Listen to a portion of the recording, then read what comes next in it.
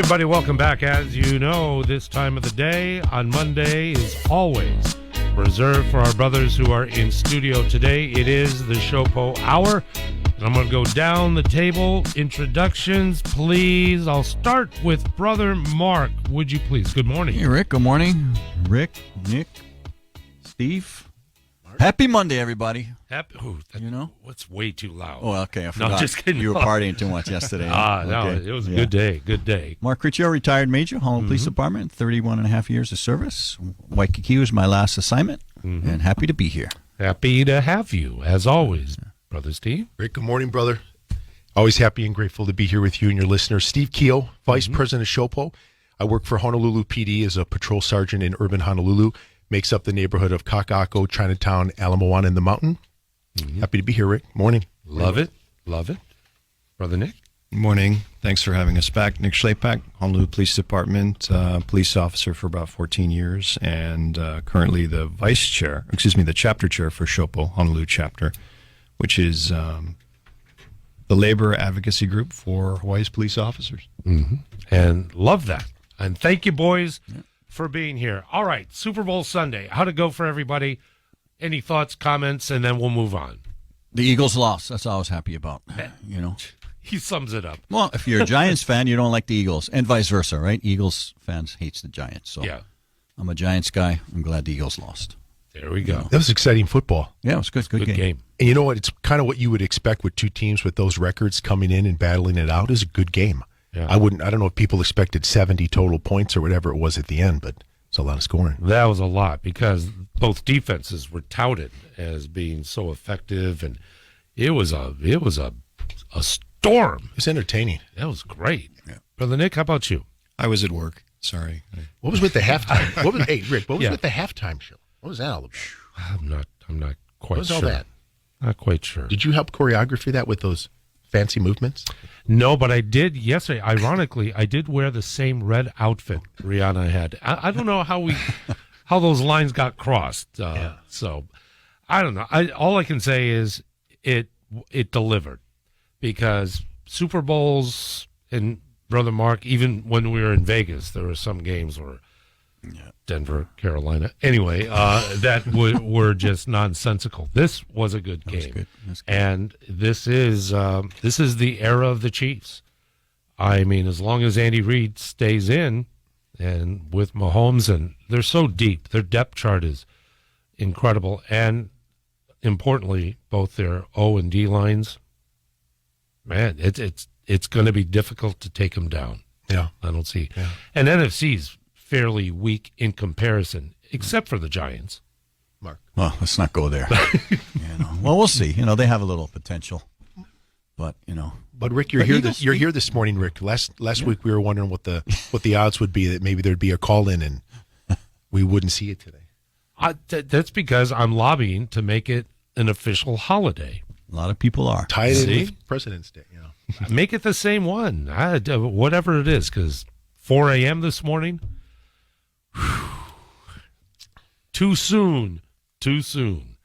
We have a lot on the agenda that we can jump into. Do you mind if I throw a couple things out there and get your take on it? I want to revisit this because it's gaining momentum. It is the free zones with concealed carry, and the legislature, Bill 57 in the city council, is moving forward very quickly. There'll be a commingling of this particular law if they pass in their present form. But as HPD officers and representing your team and your members, what's your take on this whole discussion on concealed carry and legislation? Well, like I contended prior, this is a federal law. This is not a state thing. So, and all these safe zones, they've been shot down on the mainland through federal courts. And if I'm not mistaken, and I'm not sure if the Supreme Court shot one down. So I don't know what these idiots in our legislators trying to do over here, because why don't they look at precedent if it's legal that they could do this?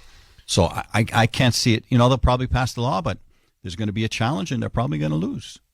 Well, there may not be a very vociferous opposition legally if folks have organized. I just haven't heard anything on my end. Have you, No, heard anything? Rick, I'm confused. I'm actually confused about what is the need for the safe zone. Are you implying that those that are now going to be legally able to carry a firearm, somehow if they go into a park or a government building or a school, they're suddenly going to lose control of this firearm, or they're not going to act appropriately? What I've asked myself is, what is the need for the safe space? Why is it being created? Because to me, it's implying that those that now have the legal ability to carry a concealed firearm are not going to be able to handle themselves accordingly. I don't understand that. Yeah, I hear you. What's the implication of that? When you say a safe zone, what does that mean? What are you implying? The second thing, Rick, would be, well, can I answer very quickly? Yeah. What are you implying? You're a threat. You can be a law-abiding, legal citizen with legalities, vetted, whatever, in order to obtain the permit, and you're a threat to me. I have to prevent you in these zones from being present. You cannot have a gun because I don't trust you. You're threat. It's a threat. That, and I think these politicians are like, oh, guns are bad. Guns are bad. You know, it's like, oh. Well, if you think about it logically, it really doesn't make sense. And I realize that people that are pushing this have good intentions, but ask yourself, so if I have a firearm on my possession and I want to go into a school or I want to go into a government building, where am I going to put it? Where am I going to put it? Let's just work this through. Let's work this through as a community. You're going to store it in your vehicle? Do you know how many cars get broken into, specifically in Honolulu County? Where are you going to put this firearm? I think we should, as a community, take a step back, accept that concealed carry is now here, and let's together work out sensible and practical issues here without offending the gun owners that have this right. Because if you think about it, it's kind of offensive. And let's go a step further, Rick. The bad guys don't listen to safe spaces. Am I right? If you are a bad guy and you want to do bad things, these safe spaces without firearms, the bad guys are still going to bring them there. So again, I think we need to have a sensible, practical dialogue amongst everybody. It's here. As far as a law enforcement officer, this is me personally, I'm okay with it. I'm okay with it because you know what? The county PDs, the men and women that wear the uniform, we're going to get there as fast as we can. But I think your personal security and safety starts with you. It starts in your home. Gotcha. Brother Nick? Well, we do have a little bit of experience with these safe zones in the past here in Hawaii. Most people don't know it. But, for example, when NFL exhibition games happen, or when postseason games happen, when they used to at Aloha Stadium, there were hard and fast rules given to us by the department through the NFL that we were not allowed to take our firearms into any of those events, whether it be an offsite event or the game itself, because the NFL had super strict restrictions on taking those kinds of things in there. As you probably know, we as law enforcement officers are required at all times to carry a firearm on our person when we're out in public. It's a department regulation, one of the several things we have to keep on our person when we do that. So we have a little bit of experience with it, but not a whole lot. As an individual, I'm not necessarily opposed to the idea, but I think to Steve's point, there's a lot going on here that's really accelerated. We had the Supreme Court decision, and then it was just, what do we do after that? Hawaii is a state where since statehood, the gun laws have been extremely strict, very strict regulation, and the law enforcement agencies have had, for lack of a better term, the luxury of knowing just how strict those regulations are. On the front lines in the field in Honolulu, our officers, they need direction. So there needs to be a lot of clear thought put into this. And that the regulations need to be clear, simple, and specific to understand. And honestly, that's what we're waiting for right now, is just direction. So I'm going to bring up a story that we're all familiar with, and that was the parking lot incident in Mililani. And the individual, the perpetrator, originally behind the wheel of a car, striking a mother and the stroller carrying her child. Then emerges out of the car, according to reports, and proceeds to continue the assault on the victim with a weapon. Good Samaritan attempts to intervene. The suspect turns the weapon on him and injures him. That's a scenario where if there is a concealed carry citizen, could be that Good Samaritan, but be effective at negating further issues with that suspect. Now, it doesn't necessarily mean the firearm would be discharged, but at least you would be able to respond to an incident like that when you're legally carrying. Thoughts on that scenario? Yeah, it's an option. It's definitely an option. Whether he would have stopped or not, who knows? Mm-hmm. But let's say he wouldn't have stopped. Discharging a firearm would have stopped him. Mm-hmm. And that person would have been in the right. Because, look, those two people were in critical condition, what that guy did to them. No, it was no good. Yeah. Not good bad. at And it was all. random, Wow. Out of nowhere. And Rick, you had a situation where what I was reading was that the driver of that vehicle, that mother with that infant, she suffered broken legs, a pelvis. Mm-hmm. I think you could clearly justify possibly using deadly force if this woman had was a concealed carry permit holder, had proficiency in a firearm. She was getting beat with it. She got hit by a car. Then she was getting beat by a tire iron. Mm-hmm. And then others were getting beat by a tire arm. I think a reasonable person could assume that there was an imminent threat to life and that use of force would have been appropriate. That's a scenario. That's a scenario right there. It really is. Yeah. If you're getting beat with a tire iron and you've already been hit by a car and somebody is clearly looking to cause you catastrophic bodily injury and it could result in death. Mm-hmm. There you have it. Yep. Brother Nick, final thought before we take a break. There have been people who were victims in mass shooting incidents on the mainland who have come out in the past and said, if I had access to a concealed firearm at that time, I feel positive that I could have stopped this situation. I could have stopped this threat. I remember the first time I ever heard about it was at the Luby shooting in Killeen, Texas in 1991, where 23 people were killed. Yeah. I remember at the time when I was in high school reading a story about a female who was in that restaurant who said, I did have a firearm. It was in my vehicle and I couldn't get to it. Mm-hmm. There we go. Well, thank you for the conversation because that's the most underreported story when discussions about concealed carry, firearms, etc., is the very positive presence of a legal carrier of a firearm intervening in violent situations. So I appreciate that part of the discussion and appreciate that it is the SHOPO Hour here on News Radio 830 KHVH. Once again, it is 7:22. When we come back, we'll have more with our fellows in studio. Your telephone calls at 521-8383. We'll do it together after this. Once again, welcome back. It is News Radio 830 KHVH with the brothers in studio. It is the SHOPO Hour, an opportunity to learn more and also talk with our fellas here on board with Brother Nick, Steve, and Mark together. Telephone number 521-8383. Hold on just a moment. We're going to go to Kirk out in Kapolei first. And John Matthews will join us to help with subsequent calls, so your patience is appreciated. Kirk, Kapolei, good morning. Welcome to the program.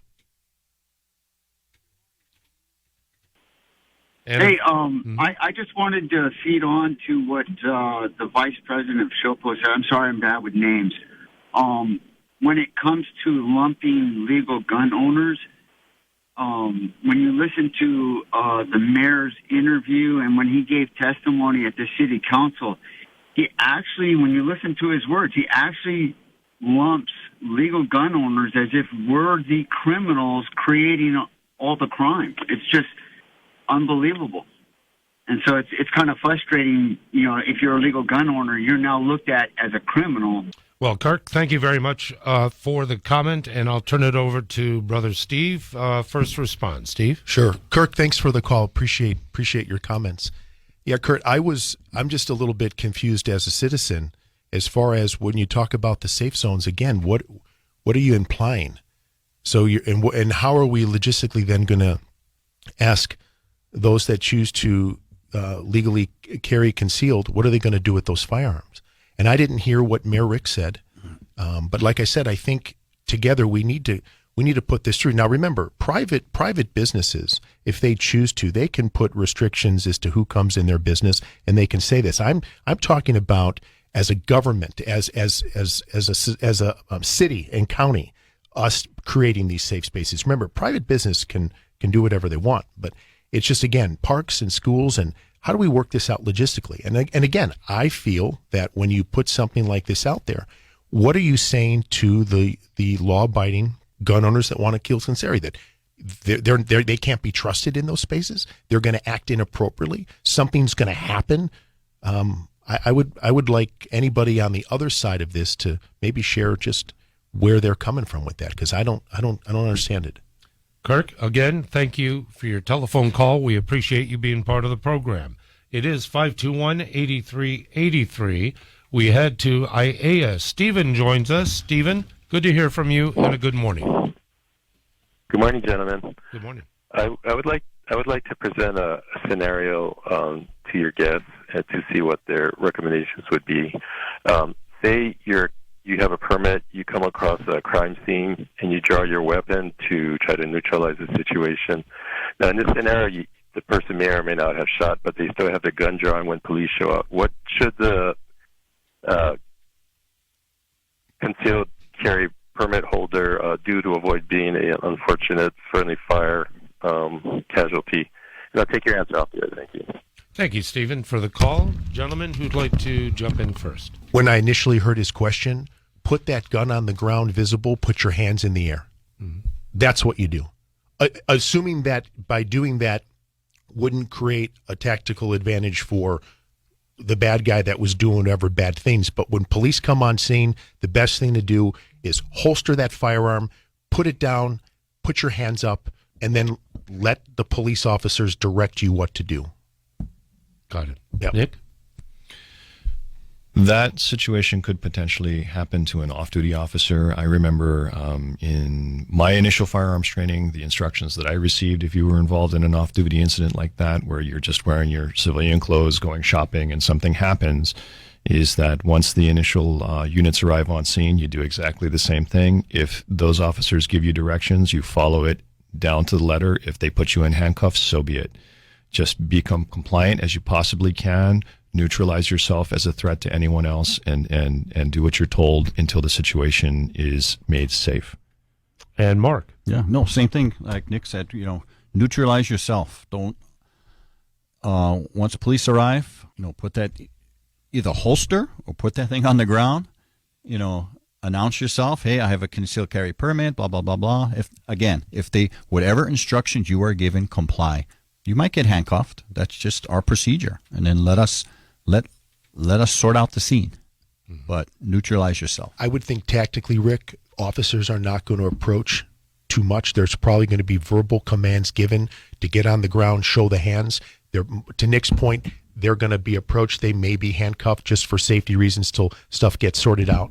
And then, of course, you can identify your concealed carry holder. And again, there should be ID provided as well. And there we have it, Stephen. I hope the answers help, and thank you again for your call. Again, it is the SHOPO Hour on News Radio 830 KHVH. Brother Mark, Brother Steve, Brother Nick, and Brother Bobby, who has some time off. But in the meantime, we'll take a very short break. More of your calls.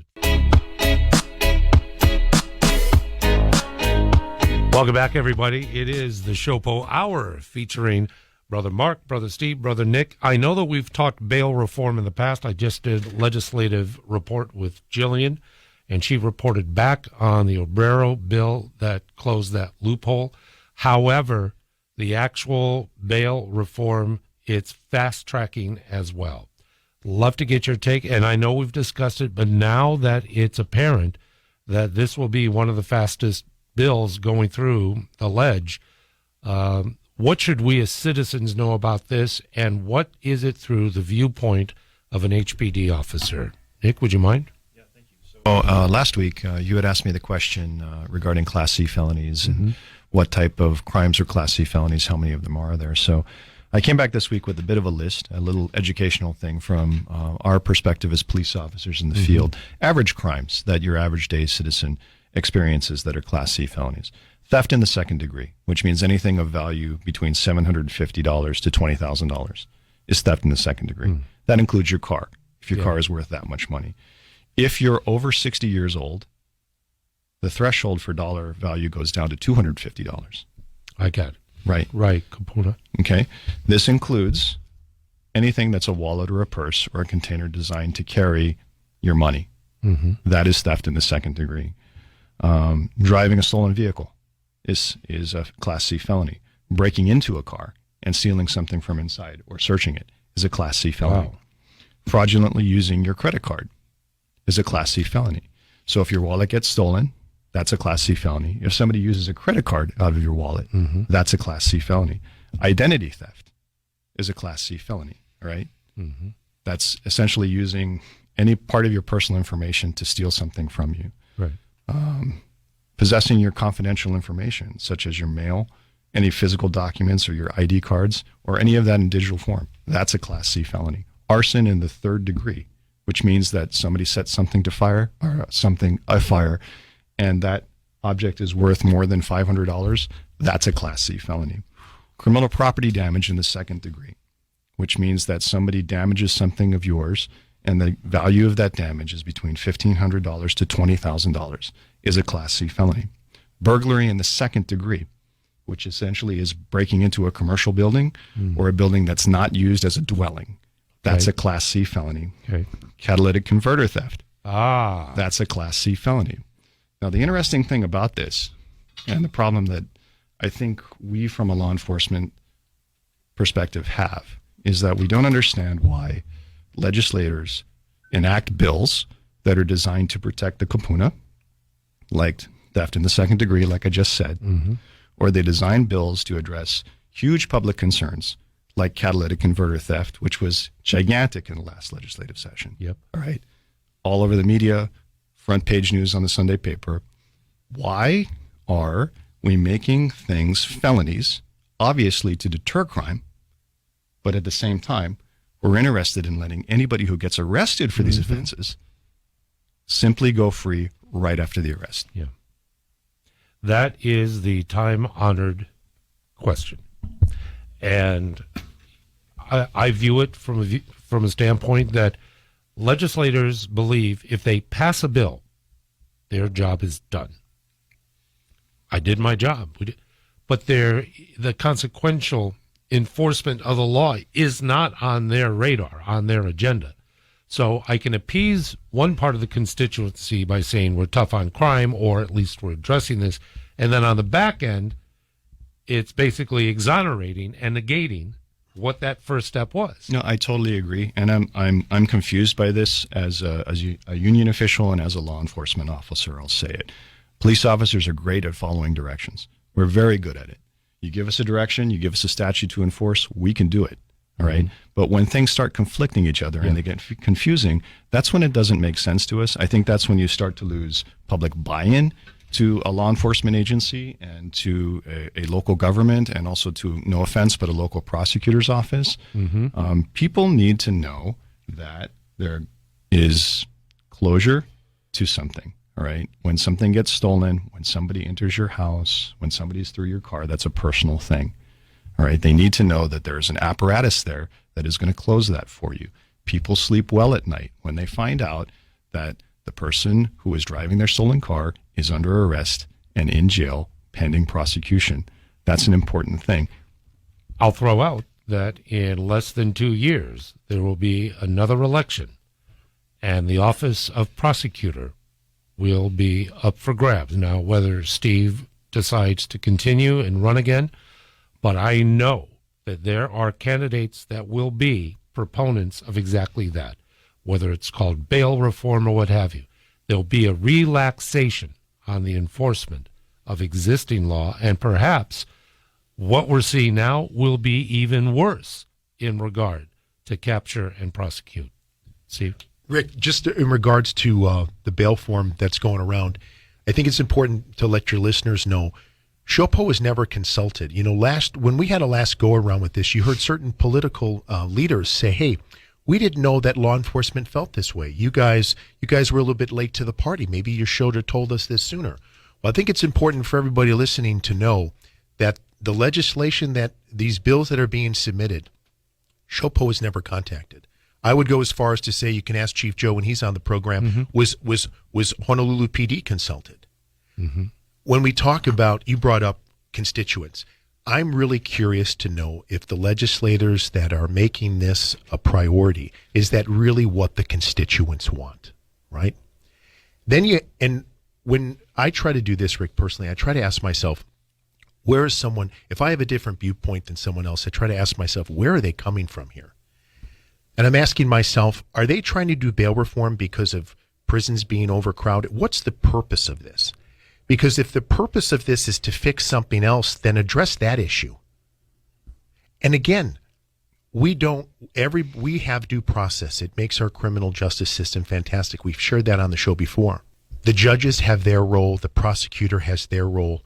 You're hamstringing the courts if you are telling the judges, this person can't be remanded on bail, just let them go. I'm having a hard time understanding the logic between why this is being presented.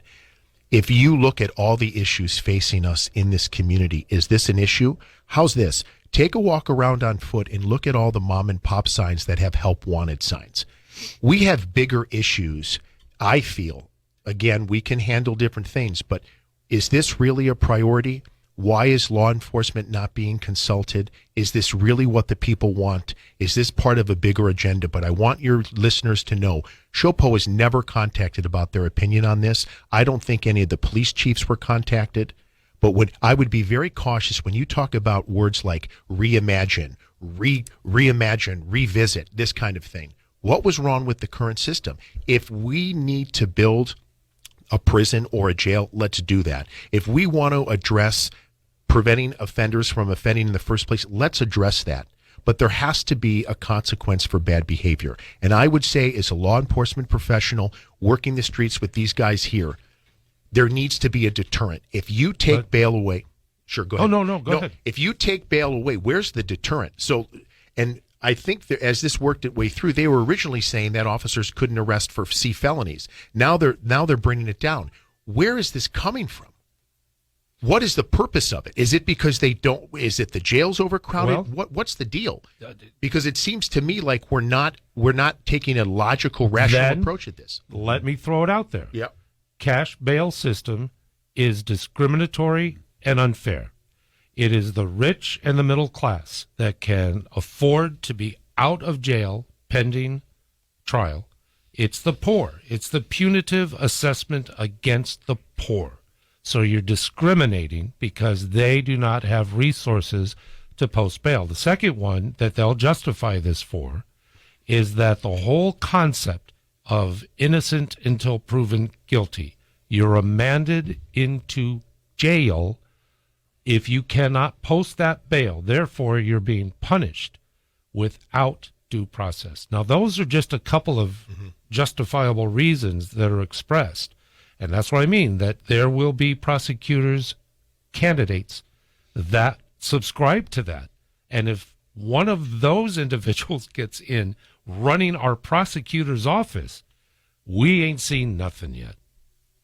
So that's the reply that I would probably submit. I think you hit all the points of what those that think bail reform needs to happen. I would say this then. Why are you going to take the power away from the judiciary? Why do we have judges then that have that discretion? And give me the statistics. Are we currently doing that in Honolulu? Where are the statistics in the different counties in this state that that's a problem? We're not Baltimore. We're not New York. We're not Los Angeles. Show me specifically then where this injustice is happening. Give me those statistics. All right. Mark, thought before we take a break? Well, the two justifications that you said that they're touting, right? We could punch holes in it because, it's unfair against the low income people. Well, obviously we're letting these people out and they go reoffending, right? So throw that out the window. Okay? Second of all, they need due process, right? Because they're innocent until proven guilty. But there's probable cause for them to be held. It's not like we're just take you off the sidewalk. Okay, we're going to hold you. There's probable cause for them to be held. So that's out the window. So it's a bunch of crap what these guys are doing. All of this is all smoke and mirrors, like Nick said, with the catalytic converters. They pass something, but then they're going to let them out on the back end, right? Smoke and mirrors with these politicians. Once they get elected, they don't give a rip about their constituents. They just do their own little thing. We're already at 7:49 in the morning, and this time is flying by with our fellas and brothers in studio. The SHOPO Hour continues. If you'd like to place a call, do so now, because it's already 7:50. KHVH traffic. Welcome back to the program. We're already 7:53 in the morning with a myriad of topics. Briefly, Steve, put a little bow on this package regarding bail reform. I would just ask the listeners to think to yourselves, this whole concept about bail reform, the people that are introducing this, the elected leadership, where do they live? Do they live in higher crime areas? Are they exposed to some of the bad things that happen in society? Are they living behind gates, so to speak? I would say that bail reform actually makes people that live in these lower income communities, it makes it more dangerous. I would also ask Rick, show me statistics where the judges and the court system are keeping offenders that can't post bail incarcerated for long periods of time. I'd like to see those statistics, because I can share with you my personal experiences. The judges are already making sure that they don't let people. I would almost say that it's almost like cashless bail in some regards right now. And Mark can go on that. He was a commander down there at CRD. He'll tell you, in our community, people are not being kept in jail because they can't post bail for extended periods of time. I don't see that happening, and I'd like to see the statistics. We're talking today with our friends from SHOPO, and the topic here, I know, Mark, did you have? That's all right. Go ahead. You sure? Yeah, no, so being at Central Receiving, when I was a lieutenant over there, as the acting commander over there, judges release people all the time. So, like Steve said, give the judges the power. You don't need to pass a law, but no one is staying in jail for long periods of time awaiting trial, unless it's pretty bad. And again, there's probable cause for them to be there. It's not like you're throwing them off the street, Yeah. So, but the judges are releasing people daily, and a lot of people. I want to go, we don't have time. I was going to get into more of, recreational marijuana and what the implications are, and maybe we can do that next week. But there was a story that emerged of an illegal gun range out in Waianae. And this is being presented as, well, this is what happens when there are no places for folks to utilize their firearms. Similarly, the speeding and the road racing is not justified but explained because we don't have a raceway where people can. Where are we? Is this an isolated incident, or are we aware that illegal gun ranges exist on this island? I am not aware of any illegal gun ranges on this island. I'm sorry, that was news to me. Yeah, me too. As far as the street racing goes, yes, it does happen, and we do our best to try and get effective control of that when it does. When we go ahead, Mark. No. Again, I want to get with the city and state on this. Okay, so you get rid of the track. Well, there's no place for these guys to go, for these people to go to do this, right? Same thing with the gun range. They close it down. I understand it might be a health hazard, right? But find an alternative for these people. What are you politicians doing? That's why you're elected. That's why you're getting paid to figure this out. So, it's on the government. What do you want these people to do? I am going to touch on just a quick one in regard to the marijuana.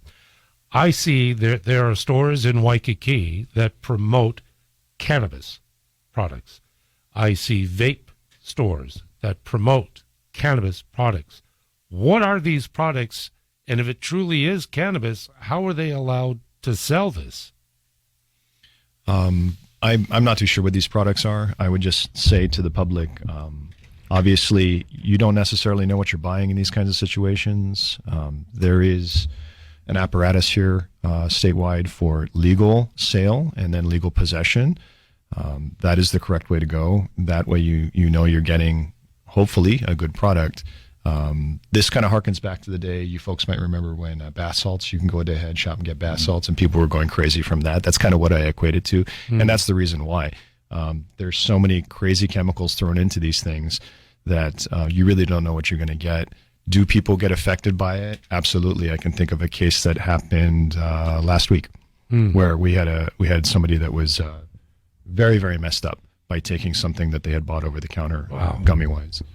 I think they can get away with marketing some of those products, Rick, because if they change, let's say, a chemical component or a molecular structure, they alter it. I think that's how they can possibly attempt to circumvent, is by changing the molecular chemical structure of it. I don't know specifically what you're talking about, but I know there's ways to kind of change it, and then you kind of circumvent. And it's not exactly like the real thing, but it's close enough because it's been altered just a little bit. I know we have a minute. I just want to put it out there. There was a bill that's going through the Big Square building that will allow the state of Hawaii to recognize TROs from out-of-state visitors. What's the significance of this? And in half a minute, can you share your thoughts about the effectiveness of TROs in general? Boy, that was a lot for 10 seconds for me. Logistically, I'm thinking, how are we going to be able to confirm the paperwork aspect of this? I'm sorry, I'm looking at the paperwork on this of the court systems out of state and what the requirements are and how we would somehow be able to share those documents to make sure that we're serving a legitimate document that is still enforced. I think that would logistically be extremely difficult. I think the premise is if someone suffered here at home, they go to the mainland to live, but they return to visit or any other presence back home, that TRO would still be enforced. Is that correct? Well, things get really murky when you're talking about a local law enforcement agency enforcing statutes or ordinances from another state. That gets really difficult for me to give you any comment on. Sorry. In that case, I want to thank you fellas very, very much. Brother Mark, Brother Steve, Brother Nick. Okay. Shout out to Brother Bobby. And baseball season is upon us. That's right. The Cubs are in first place. That's right. The only time I'll be able to say that before opening day. Gentlemen, thank you so much. All right, we'll see Rick, you soon. See you next week. Good morning, Hawaii. It is 8 o'clock.